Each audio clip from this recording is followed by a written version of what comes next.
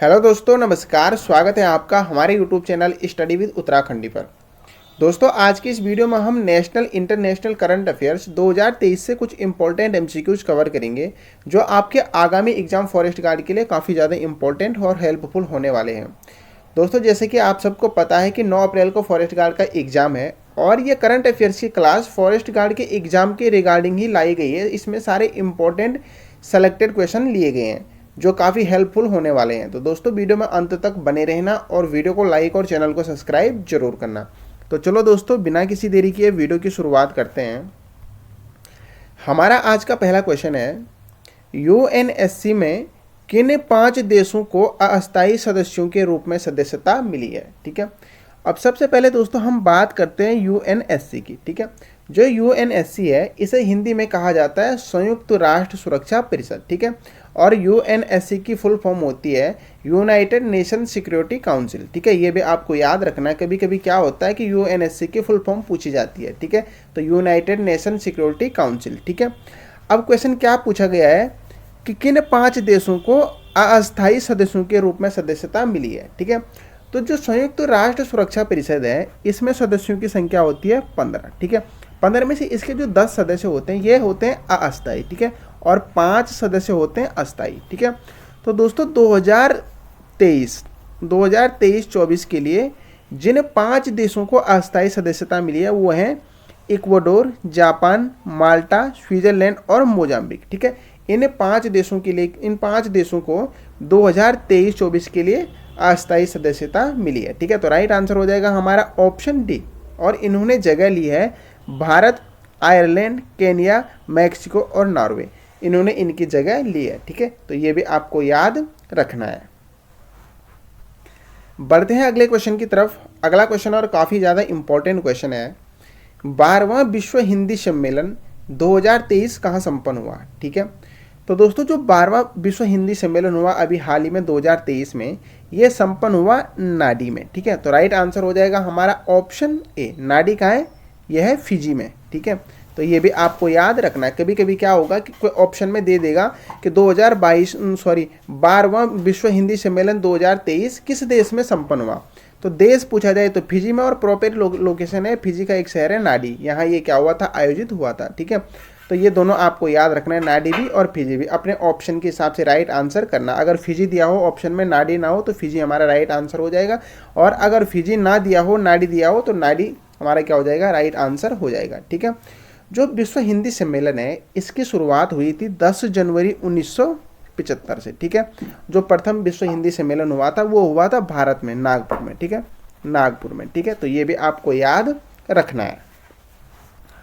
बढ़ते हैं अगले क्वेश्चन की तरफ। अगला क्वेश्चन है हमारा, प्रधानमंत्री नरेंद्र मोदी ने एशिया का सबसे बड़े एरो शो एरो इंडिया 2023 का उद्घाटन किस शहर में किया। ठीक है, क्या पूछा जा रहा, एशिया का सबसे बड़ा, ठीक है, एरो शो एरो इंडिया का उद्घाटन 2023 में मोदी जी के द्वारा किया गया बेंगलुरु में। ठीक है, तो राइट आंसर हो जाएगा हमारा ऑप्शन सी। ठीक है, इसमें अपने देश के जो स्वदेशी उपकरण हैं और जो टेक्नोलॉजी को है तो उसको क्या दिया जाएगा, बढ़ावा दिया जाएगा, और उसके एक प्रदर्शनी की गई थी। ठीक है, और इसी के साथ ही एशिया का ये सबसे बड़ा एरो शो घोषित हुआ है। काफ़ी इंपॉर्टेंट फैक्ट है। ठीक है, इसमें हुआ क्या था, इसका जो उद्देश्य था, इसमें जो हमारे देश के जो स्वदेशी उपकरण हैं, ठीक है, और जो टेक्नोलॉजी है उसको बढ़ावा दिया गया। ठीक है, और इसकी क्या कर दी गई थी, इस एरो शो में प्रदर्शनी की गई थी। ठीक है, और इसके साथ ही क्या हुआ कि एशिया का सबसे बड़ा एरो शो इसे घोषित किया गया। ठीक है, अगला क्वेश्चन है हमारा, अभी हाल ही में टेस्ट क्रिकेट इतिहास में सबसे ज़्यादा छक्के लगाने का विश्व रिकॉर्ड किसके नाम हुआ। ठीक है, टेस्ट क्रिकेट की बात हो रही है यहाँ पे। ठीक है, तो अभी हाल ही में टेस्ट क्रिकेट में सबसे ज़्यादा छक्के लगाने का रिकॉर्ड पहले नाम था ब्रेंडम मैकुलम के। ठीक है, मैकुलम ये न्यूजीलैंड के खिलाड़ी हैं। ठीक है, तो इनके नाम ये रिकॉर्ड था टेस्ट क्रिकेट में सबसे ज़्यादा छक्के लगाने का। ठीक है, लेकिन अभी हाल ही में इस रिकॉर्ड को अपने नाम किया है बेन स्टोक्स ने। ठीक है, ये इंग्लैंड के टेस्ट क्रिकेट के कप्तान है। ठीक है, तो इन्होंने अभी हाल ही में ये रिकॉर्ड अपने नाम किया है। तो राइट आंसर हो जाएगा हमारा ऑप्शन बी। अगला क्वेश्चन है हमारा, भारतीय मूल की अमेरिकी राजनेता निक्की हेली अभी हाल ही में काफ़ी चर्चा में रही, उनके संबंध में कौन सा कथन सत्य है। ठीक है, ऑप्शन ए, वह अमेरिका की डेमोक्रेटिक पार्टी से संबंधित हैं। दोस्तों ये सरासर गलत है, वो डेमोक्रेटिक नहीं, ये रिपब्लिक पार्टी से संबंधित है। ठीक है। फरवरी 2023 में निक्की हेली में ने अमेरिका के राष्ट्रपति पद के चुनाव में दावेदारी घोषणा की थी। ठीक है, यहाँ पे ने होना था। ठीक है, ने। फरवरी 2023 में निक्की हेली ने अमेरिका के राष्ट्रपति पद के चुनाव में दावेदारी की घोषणा की थी। तो ये बिल्कुल क्या है, सही है। ठीक है, तो राइट आंसर हो जाएगा हमारा यहाँ पे ऑप्शन डी, ऑप्शन सी, केवल बी क्या है इसमें सही है। ठीक है।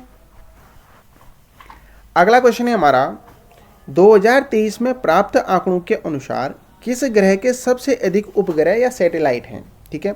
अब दोस्तों 2023 में आंकड़े जारी किए हैं, उसके अनुसार जो बृहस्पति ग्रह है इसके सबसे ज़्यादा क्या है, उपग्रह है। ठीक है, तो राइट आंसर हो जाएगा हमारा ऑप्शन बी। जो बृहस्पति है वो क्या है, सौरमंडल का सबसे बड़ा ग्रह है। ये भी आपको याद रखना है, क्वेश्चन बनता है कि सौरमंडल का सबसे बड़ा ग्रह कौन सा है, बृहस्पति है। ठीक है, और अभी हाल ही में एक सर्वे किया गया, ठीक है, खोज की गई, तो इसके बृहस्पति के 12 नए क्या मिले हैं, उपग्रह मिले हैं। ठीक है, तो सबसे ज़्यादा उपग्रह किसके हैं अभी हाल ही में, बृहस्पति के। इससे पहले सबसे ज़्यादा उपग्रह थे शनि के। ठीक है, लेकिन अब किसके हैं, बृहस्पति के। तो ये आपको याद रखना है।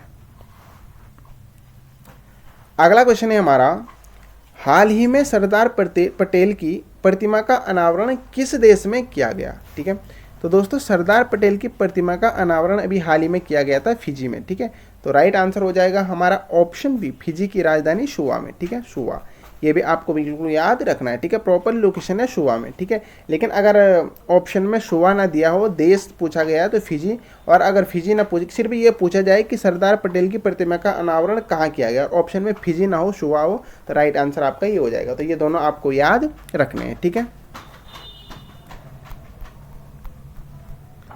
अगला क्वेश्चन है हमारा, Dada Saheb Phalke film festival award 2023 का सर्वश्रेष्ठ फिल्म अवार्ड किसे दिया गया। ठीक है, तो दोस्तों 2023 के लिए दादा साहेब फिल्म फेस्टिवल का सर्वश्रेष्ठ फिल्म का अवार्ड मिला है द कश्मीर फाइल्स को। ठीक है, तो राइट आंसर हो जाएगा हमारा ऑप्शन सी। ठीक है, और सर्वश्रेष्ठ अभिनेता का अवार्ड मिला है रणबीर कपूर को, इनकी मूवी आई थी ब्रह्मास्त्र, इसके लिए। ठीक है, और सर्वश्रेष्ठ अभिनेत्री का अवार्ड मिला आलिया भट्ट को।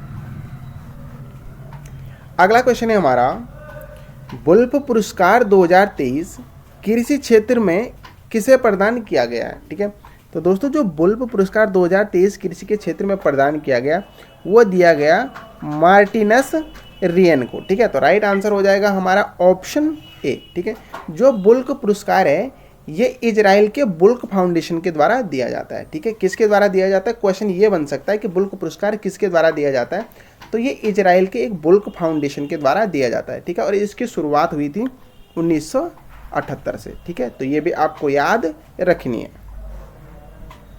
अगला क्वेश्चन है हमारा, फिक्की के महानिदेशक के पद पर किसे नियुक्त किया गया है। ठीक है, तो दोस्तों फिक्की से काफ़ी क्वेश्चन बनते हैं। ठीक है, तो फिक्की के महानिदेशक के पद पर नियुक्त किया गया है शैलेश पाठक को। ठीक है, तो राइट आंसर हो जाएगा हमारा ऑप्शन डी। ठीक है, और जो फिक्की है इसकी स्थापना हुई थी 1927 में। तो ये भी आपको याद रखनी है, काफ़ी इंपॉर्टेंट क्वेश्चन है। ठीक है। अगला क्वेश्चन है हमारा, पेप्सी के नए ब्रांड एम्बेसडर कौन बनाए गए हैं। ठीक है, तो दोस्तों आपने अभी हाल ही में ऐड देखा होगा टीवी में। ठीक है, जो पेप्सी के नए ब्रांड एम्बेसडर बनाए गए हैं वो बनाए गए हैं रणबीर सिंह। ठीक है, तो राइट आंसर हो जाएगा हमारा ऑप्शन डी। अगला क्वेश्चन है हमारा, किस राज्य ने 54 साल बाद संतोष ट्रॉफी का खिताब जीता है। ठीक है, तो दोस्तों जो संतोष ट्रॉफी है इसका संबंध किससे है, फुटबॉल से। ठीक है, संतोष ट्रॉफी का संबंध है फुटबॉल से। ठीक है, क्वेश्चन बन सकता है कि संतोष ट्रॉफी का संबंध किस खेल से है, तो फुटबॉल से। ठीक है, और किस राज्य ने 54 साल बाद संतोष ट्रॉफी जीती है, तो ये जीती है कर्नाटक ने। ठीक है, तो राइट आंसर हो जाएगा हमारा ऑप्शन ए।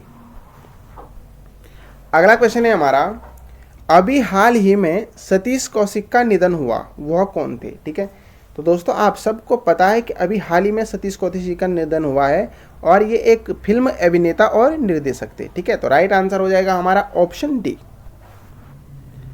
अगला क्वेश्चन है हमारा, नेपाल के नए राष्ट्रपति कौन बने हैं। ठीक है, तो दोस्तों रामचंद्र पौडेल नेपाल के क्या बने हैं, नए राष्ट्रपति बने हैं। ठीक है, तो राइट आंसर हो जाएगा हमारा ऑप्शन बी। ठीक है, और ये नेपाल के तीसरे राष्ट्रपति बने हैं। ठीक है, तो ये भी आपको याद रखना है। क्वेश्चन इस तरीके से भी आ सकता है करंट अफेयर्स में कि अभी हाल ही में नेपाल के तीसरे राष्ट्रपति कौन बने, रामचंद्र पांडेल। या ऐसा पूछा जा सकता है कि नेपाल के रामचंद्र पांडेल कौन से क्रम के राष्ट्रपति बने हैं, तो ये तीसरे क्रम के बने हैं। ठीक है, अगला क्वेश्चन और काफ़ी ज़्यादा इंपॉर्टेंट क्वेश्चन है, भारत की वैक्सीन गाथा पुस्तक के लेखक कौन है। ठीक है, तो दोस्तों जो भारत की वैक्सीन गाथा पुस्तक लिखी गई है इसके लेखक हैं सज्जन सिंह यादव। ठीक है, तो राइट आंसर हो जाएगा हमारा ऑप्शन ए। ठीक है, और जो सज्जन सिंह यादव हैं ये वर्तमान में क्या हैं, एडिशनल सिक्योरिटी हैं वित्त मंत्रालय में। ठीक है, तो ये आपको याद रखना, वर्तमान में ये एडिशनल सिक्योरिटी हैं वित्त मंत्रालय में। ठीक है, और इनके द्वारा पुस्तक लिखी गई है भारत की वैक्सीन गाथा। ठीक है, अगला क्वेश्चन है हमारा, वर्ष 2023 में कितने लोगों को पद्म पुरस्कार दिए जाएंगे। काफ़ी ज़्यादा इंपॉर्टेंट क्वेश्चन है, पुरस्कारों से भी अक्सर क्वेश्चन पूछे जाते हैं। ठीक है, तो दोस्तों वर्ष 2023 में 106 लोगों को क्या दिए जाएंगे, पद्म पुरस्कार दिए जाएंगे। तो राइट आंसर हो जाएगा हमारा ऑप्शन सी।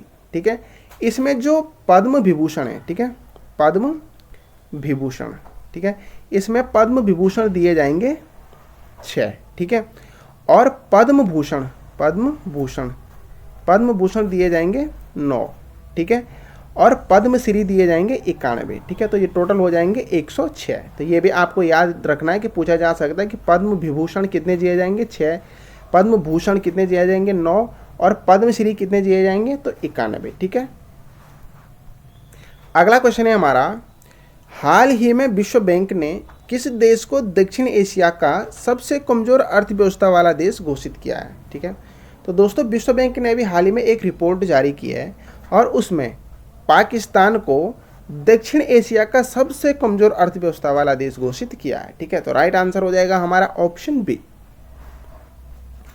अगला क्वेश्चन है हमारा, हाल ही में वर्ष 2022 का champion of the earth award किसे प्रदान किया गया। काफ़ी ज़्यादा इंपॉर्टेंट क्वेश्चन है। ठीक है, तो दोस्तों 2022 का champion of the earth award दिया गया पूर्णिमा देवी वर्मा को। ठीक है, तो राइट आंसर हो जाएगा हमारा ऑप्शन ए।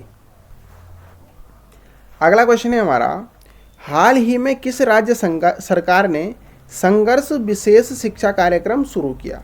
ठीक है, कौन सा कार्यक्रम, संघर्ष विशेष शिक्षा कार्यक्रम, तो ये शुरू किया है त्रिपुरा सरकार ने। ठीक है, तो राइट आंसर हो जाएगा हमारा ऑप्शन सी।